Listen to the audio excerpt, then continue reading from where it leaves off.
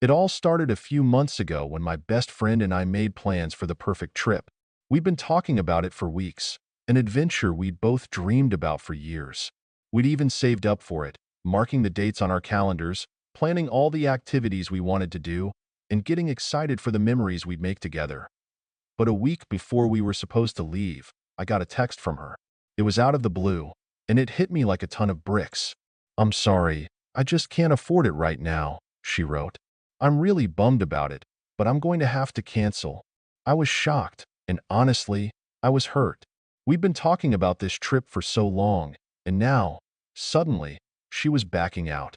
We had made so many plans together, and she had seemed just as excited as I was.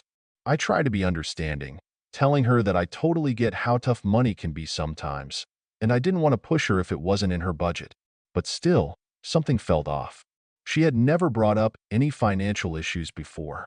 I figured maybe she had a tough month or something, so I tried to reassure her that we could figure it out. Maybe we could go another time. Or if it helped, I'd cover some of her expenses. After all, we've been friends for so long, and I really wanted us to go on this trip together. But when I offered, she insisted that she couldn't take me up on that. "Don't worry about it," she said. "It's just not the right time."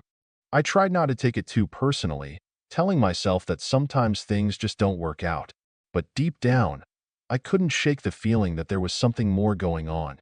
Why would she cancel so last minute? We had been talking about this for months. A few days went by, and I tried to let it go. I figured maybe I was overthinking it. But then, something happened that I couldn't ignore. I was scrolling through my social media feed when I saw her post. It was a picture of her at an airport, suitcase in hand, looking as happy as ever. And there, right next to her, was someone else. She had gone on the exact trip we had planned. Only this time, she was with someone else. I couldn't believe what I was seeing. How could she cancel on me and go on the trip with someone else? I stared at the post, trying to wrap my mind around it. Had she lied to me? Was this some kind of joke? I couldn't understand why she would do something like this. We were supposed to go together, and now it seemed like she was rubbing it in my face. My emotions were all over the place. Anger, confusion, sadness, betrayal. I wasn't sure how to process it. I immediately reached out to her, but I couldn't find the words. I sent a message asking her what was going on, but I didn't get a response. The silence only made me more frustrated. Why wasn't she answering me? Had she really just expected me to brush this off? I had to know the truth, so I decided to call her. The phone rang, and I anxiously waited for her to pick up. When she finally did, I could hear the excitement in her voice. "Hey, I'm in such an amazing place. I can't wait to tell you all about it." She sounded completely carefree, as if nothing was wrong. But I wasn't having it. I had to ask, "Why didn't you tell me? You told me you couldn't afford the trip, but now you're there with someone else? What's going on?" There was a long pause on the other end of the line. I could hear her take a deep breath before she spoke. "I didn't think you'd understand," she said softly. "I didn't know how to tell you, but I've been planning this with someone else for a while now. I really wanted to go, but I didn't know how to back out of our plans without disappointing you." Her words hit me like a slap in the face. "So, you just lied to me? You could have told me the truth, but instead, you let me believe you couldn't go and made me feel bad for even suggesting it?" She was quiet for a moment, and then she sighed. "I didn't want to hurt you, but I didn't want to cancel on the other person either. It wasn't easy, and I didn't know how to juggle both things. I didn't know what to say. I felt betrayed, and the way she was justifying her actions made me feel even worse. It was hard to imagine that she hadn't considered how hurt I would feel. I had always been there for her, and this was how she repaid me, by choosing someone else over me without a second thought. "So, that's it? You just didn't think it was important enough to be honest with me?" I asked, my voice shaking. She didn't have a good answer. All I heard was more hesitation, more excuses. "I just didn't want to let you down, but I guess I ended up doing that anyway." I was so upset, I didn't even know what else to say. I ended the call quickly, telling her I needed some space. But as I hung up, I realized something. I couldn't just let this slide. I couldn't be the person who let people walk all over me, so I decided to confront her in person when she came back. I didn't know what I was going to say yet, but I knew I had to stand up for myself. I couldn't let her think it was okay to treat me like this. I was going to get some answers, whether she liked it or not. When she finally came back from the trip, I didn't waste any time. I wasn't going to let this drag on any longer. I called her and told her we needed to talk in person. She sounded surprised, but agreed to meet up at a local cafe that afternoon. When I arrived, I was already feeling a mixture of anxiety and frustration. I couldn't stop replaying the conversation we had on the phone, but I knew this needed to be done. I had to get the closure I deserved. She arrived a few minutes late, looking sun-kissed and relaxed. Nothing like the person I had last spoken to on the phone. She greeted me with a warm smile, but I didn't return it. I was still too hurt by what had happened. We sat down, and after a few moments of awkward silence, I looked her square in the eye and said, "I need to understand why you did this. Why didn't you just tell me the truth about the trip? Why didn't you just be honest with me from the start?" She shifted uncomfortably in her seat. "I don't know. I guess I thought you wouldn't understand. I didn't want to hurt you, and I didn't know how to get out of our plans without disappointing you. It was easier to lie than to face the reality of letting you down." Her words stung, but I couldn't just let it slide. "So, you thought it was okay to lie to me and leave me hanging? You really thought I wouldn't understand? I would have been hurt, sure, but I'd rather you told me the truth than string me along with excuses." She looked away, guilt starting to settle in. "I know, and I'm sorry. I really messed up." I could see that she was genuinely remorseful, but that didn't change how I felt. I had given her the benefit of the doubt, and in return, she had chosen someone else over me. I wasn't sure if I could just forgive her, not yet at least. "It's not just about the trip, though," I continued. "It's about trust. You lied to me, and now I'm questioning everything. If you couldn't be honest with me about this, what else have you not been truthful about?"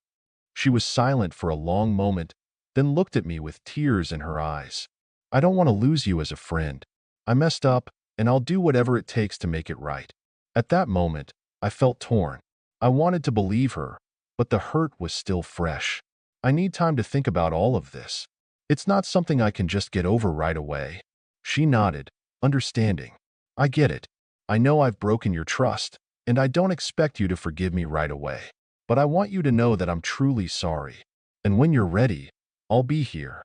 We sat there in silence for a while, and I realized that while I wasn't sure if our friendship could ever go back to what it was, I wasn't ready to give up on it completely. I left the cafe with a heavy heart, still unsure of what I wanted to do. The betrayal stung, but I wasn't going to make any rash decisions. Maybe with time, things could heal, or maybe they couldn't. I wasn't sure, but I knew that for now, I needed to focus on myself and figure out what was best for me. The days after that meeting were tough. Every time I saw my phone light up with her name, my heart would skip a beat. Part of me wanted to reach out, to tell her that I was ready to forgive her and move on. But then I would remember the hurt, the sting of betrayal that still lingered in my chest. It was hard to erase the image of her smiling in the pictures, enjoying the very trip she had promised me we would take together. I spent the next few days thinking about our friendship and everything we had been through over the years. We had shared so many memories, and I had always considered her one of the most important people in my life. But this felt different. I had been made to feel like an afterthought, like I wasn't important enough to be considered when she made her plans. I knew deep down that our friendship could never go back to how it was. Trust, once broken, was so difficult to rebuild. And with each passing day, the distance between us grew. I could feel myself drifting, unsure if I even wanted to try and salvage something that felt so damaged. I took some time away from social media, trying to clear my head. But then, as if on cue, I saw the post. It was a photo of her and another friend, arms around each other, smiling and laughing. The caption was a simple, "Can't imagine life without you." It was like a punch to the gut. I had been replaced that I couldn't stop myself. I texted her, barely thinking. "So, I see you've moved on." She responded quickly, "What do you mean?" I didn't want to say it, but the words came out anyway. "You've already replaced me. You're hanging out with someone else, someone who's clearly better than me." There was a long pause before she finally replied. "I didn't mean for you to feel that way. You're important to me, but I messed up. I was wrong. I don't want to lose you, but I understand if you need space." I sat there staring at her message, feeling a lump in my throat. She had messed up, but so had I. Part of me wanted to forgive her, to let it all go and pick up where we left off. But part of me was scared. Scared that it would happen again, that she would let me down when I least expected it. I spent the rest of the day in a haze, unsure of what to do. I knew I needed to make a decision, but I wasn't ready. And as much as I wanted to pretend that everything could go back to normal, I knew it would never be the same. The question lingered in my mind. Was it worth it? Was it worth trying to fix a friendship that had already shown cracks? As the days went by, I couldn't shake the feeling that something wasn't right. My mind kept replaying the events over and over. The canceled trip, the photos, the text messages, and her words. I found myself checking her social media more than I should have, trying to understand her actions, but it only made me feel worse. I started wondering if maybe I was being too sensitive or if I was overreacting. But every time I tried to brush it off, the hurt would resurface, deeper than before. One evening, as I was sitting on the couch, scrolling through my phone, I saw a message from her. She had sent a simple, "I miss you." For a moment, I just stared at the message, feeling torn. Did I want to open up that door again? Or should I just let it be, knowing that it might only lead to more disappointment? I decided to respond. "I miss you too, but I'm not sure how to move forward." Her reply came quickly, almost desperate. "I understand. I don't expect you to forgive me right away, but I want to make it right. I've messed up, and I'm sorry. I just don't want to lose you as a friend." Reading her words, I could feel the sincerity in them, but at the same time, I wasn't sure if I could trust it. How many times had she promised things and then turned around and broken them? How many times had I convinced myself that she'd change, only to be let down again? But something inside me, something deep down, told me that I wasn't ready to completely let go of her. We had shared too many memories, too much history, to throw it all away without trying to repair the damage, so I agreed to meet up with her again, this time at a park near my place. We agreed to talk face to face, no distractions, no excuses. I wasn't sure what I wanted from it, but I knew I had to hear her out. When I arrived, I saw her sitting on a bench, waiting for me. Her face lit up when she saw me, but I could tell she was nervous. I was nervous too. "I'm glad you came," she said quietly as I sat down beside her. There was a long silence between us before I spoke.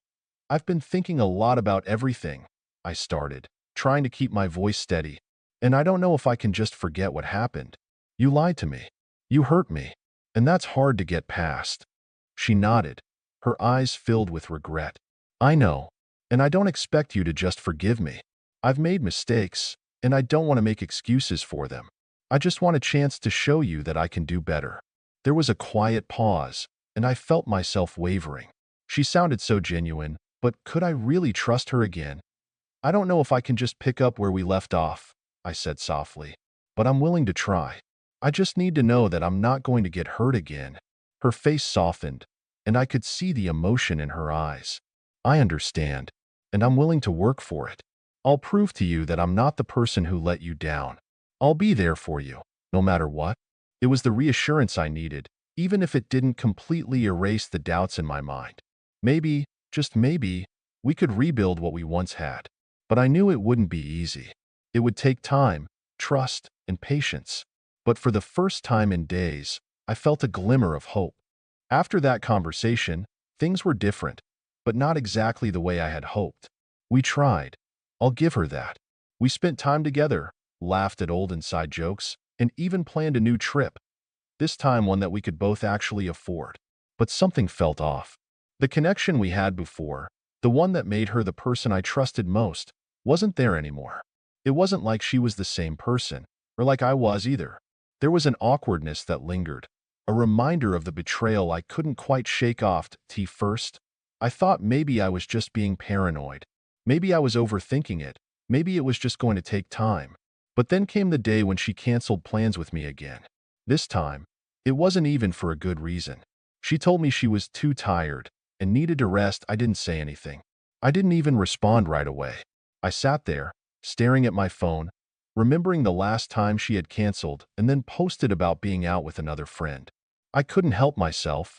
I scrolled through her Instagram, and there it was, a picture of her at a coffee shop, laughing with someone else, I felt my chest tighten, my anger bubbling up again. It was like nothing had changed. She was still doing the same things. Lying, leaving me out, replacing me. This time, I decided I wasn't going to stay quiet. I wasn't going to keep letting her hurt me, just because I was afraid of losing the person I used to call my best friend. So, I sent her a text. I thought things were going to be different, but clearly, they're not. I'm tired of being your second choice. Her response came almost immediately. I didn't mean to hurt you. I'm sorry if you feel that way. I've just been busy. I never meant to make you feel like you're not important to me. But I knew that wasn't true. If I was important, I wouldn't have been pushed aside, again and again. She wouldn't have been out with someone else, enjoying the same things she promised to share with me. I wasn't just a backup plan. I deserved more than that. That night, I made a decision. I needed to walk away. No more giving her chances, no more waiting around for her to come through. The next day, I called her. I told her I couldn't keep pretending that everything was okay, that it was too hard to keep putting myself in a position where I was constantly disappointed. I wished her well, but it was time for me to let go. Her voice cracked when she spoke, but I couldn't let that sway me. I had made up my mind. I'll always care about you, but I can't keep doing this, I said firmly. Maybe someday we can be friends again, but right now, I need to take care of myself. She stayed quiet for a long time, and I could hear the hurt in her silence. I'm really sorry, she finally whispered, but I wasn't looking for an apology anymore. I wasn't looking for empty promises.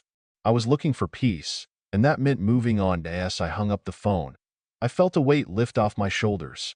It wasn't easy, but it was necessary. I realized that sometimes, the hardest thing to do is let go of someone who used to mean so much.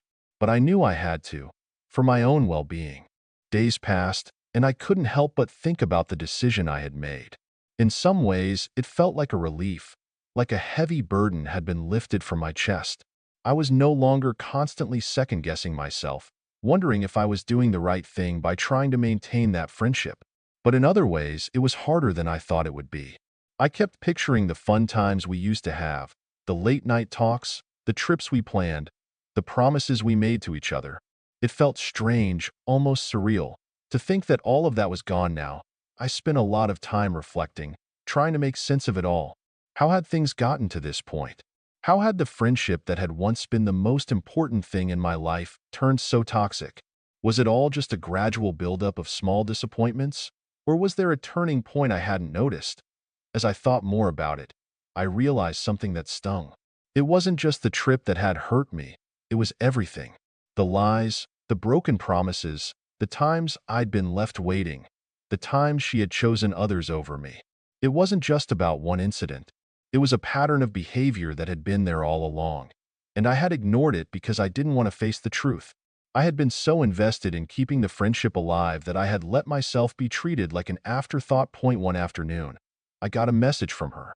It wasn't a long text, just a short one. I've been thinking about everything, and I'm really sorry for how I treated you.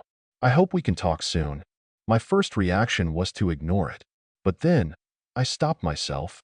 Maybe I needed closure. Maybe I needed to hear her side, one last time, before I fully moved on. So, I agreed to meet up. We met at a small cafe. When I walked in, I saw her sitting at a corner table, waiting.